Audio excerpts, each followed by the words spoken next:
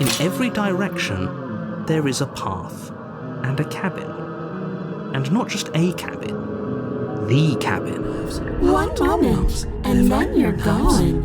Just like that. Hi everyone, I'm Not Whelm, and this is Slay the Princess, the story explained. The story begins with you, the player, being tasked by the narrator to kill a princess locked in a remote cabin. According to the narrator, she will end the world if you don't stop her. You're on a path in the woods, and at the end of that path is a cabin. And in the basement of that cabin is a princess. You're here to slay her. If you don't, it will be the end of the world. Right away, you're confronted with a choice. Do you trust the narrator? Do you refuse the task? Or do you explore the cabin to uncover the truth? The forest leading to the cabin is quiet, too quiet, and the cabin in itself feels almost alive.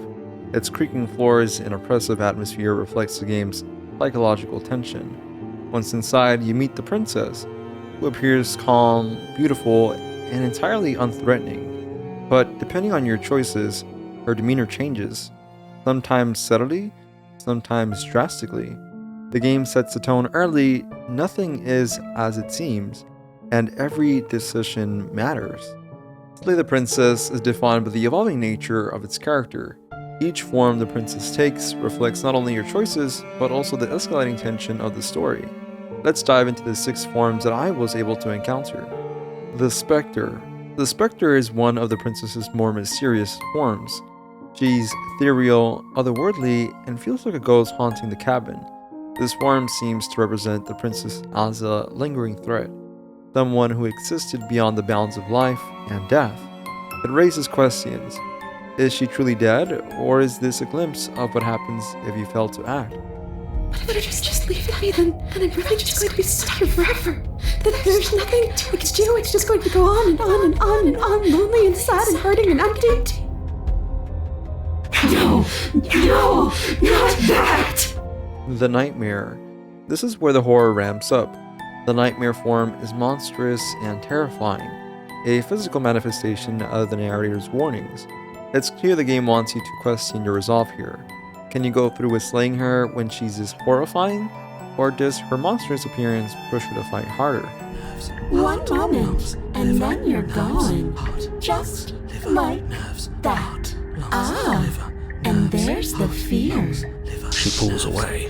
But that wouldn't be very fun, now would it? I've already done that. The Stranger.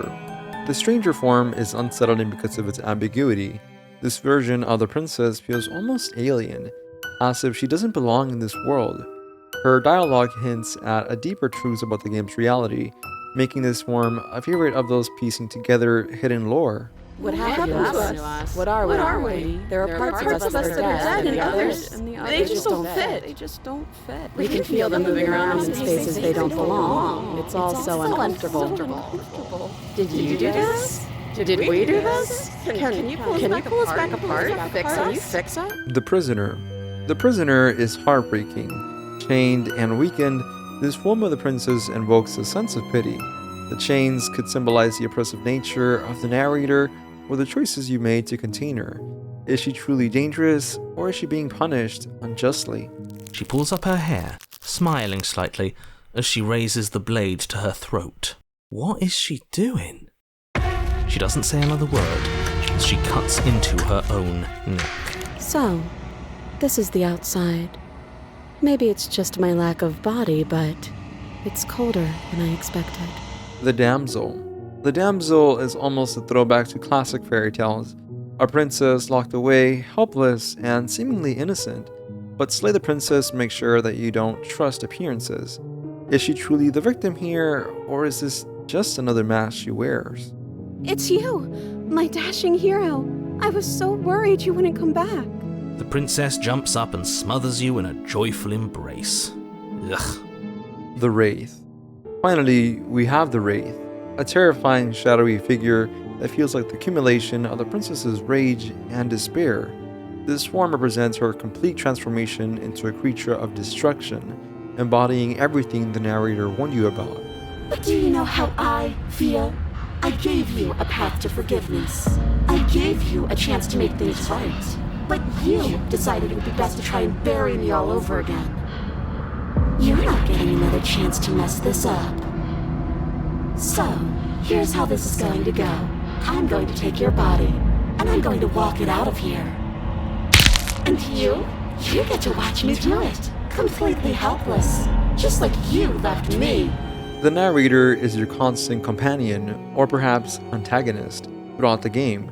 Their voice is confident and commanding, urging you to carry out the missions without hesitation. But as you play, their reliability crumbles. They contradict themselves, panic when you resist their instructions, and even break the fourth wall to plead with you. As the princess approaches the bottom stair, your body steps forward and raises the blade. Wait, this isn't fair. You can't just do that. Watch me. What are you doing? Stop that. Something's come over you, hasn't it? You know you don't have to do this, right?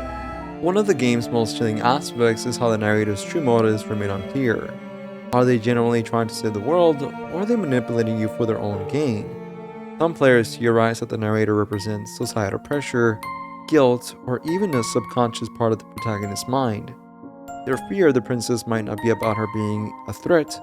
It could be about what she represents: freedom from control. Beyond its surface, Slay the Princess is layered with themes and symbolism. The cabin can be interpreted as a representation of isolation or a fractured mind, with the princess and the narrator acting as two opposing forces within the player's psyche.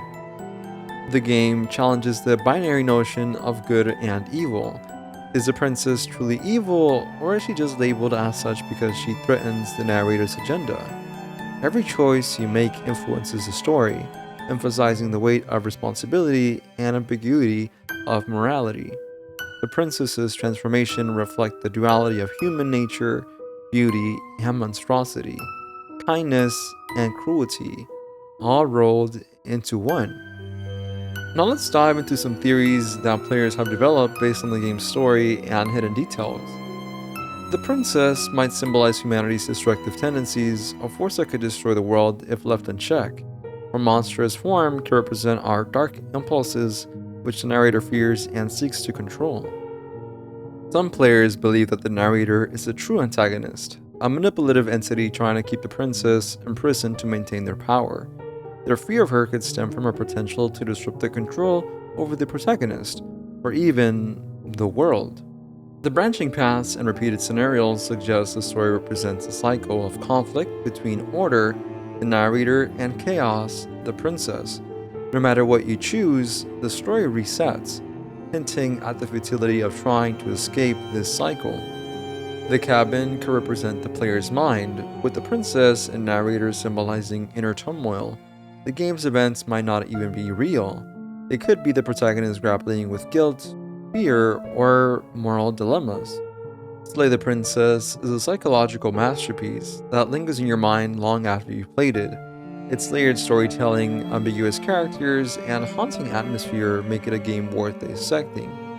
But what do you think about the princess's transformations? Which form stuck with you the most? And what's your theory about the end of everything? Don't forget to like, subscribe, and hit the notification bell for more deep dives into horror games and their twisted stories. Thank you all so very much for watching, and I'll see you guys on the next one.